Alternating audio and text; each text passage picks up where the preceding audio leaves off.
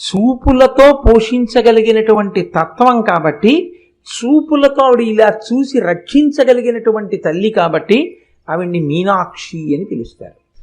అయితే ఇప్పుడు చూపులతో రక్షించగలిగిన తల్లి బాగుంది, కానీ ఆ చూపులతో రక్షించడం అన్న పరిపాలనాంశలో ఆవిడికి వ్యతిరేకంగా మాట్లాడితే ఇబ్బంది పెడుతుందని మీరు ఇందాక అన్నారు కదా, మరి అది ప్రమాదహేతువు కదా. అంటే ఏం అలా ఉంటే తప్పేమిటని మీరు నన్ను అడగచ్చు. భగవత్ తత్వంలో ఒక గమ్మత్తు ఒకటి ఉంది. భాగవతంలో ధర్మరాజు గారు ఈ విషయాన్ని నారదుడు ధర్మరాజు గారితో మాట్లాడుతూ అంటాడు, కామోత్కంఠత గోపికల్ భయమునన్ కంసుండు వైరక్రియా సామాగ్రించి చుపాల ముఖ్య నృపతుల్ సంబంధులై వృష్ణులను ప్రేమన్ మీరలు భక్తి మేము ఇది చక్రింగంటి మిట్లైన నుద్ధామ ధ్యాన గరిష్ఠులైన హరిచందన్ వచ్చు ధత్రీశ్వర అంటాడు.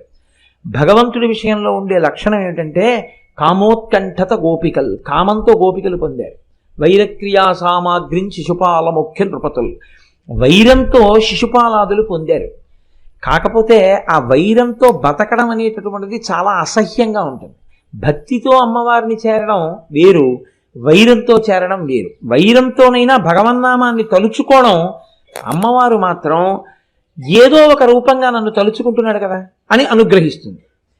అలా అనుగ్రహించింది అనుకోండి, అప్పుడు పరిపాలన యందు వైరం చూసే లక్షణం లేదు, ఎలాగో అలా నన్ను తలుచుకున్నాడు కదా అని కారుణ్యం చూపించే పూర్ణ కారుణ్యమూర్తి అవుతుంది.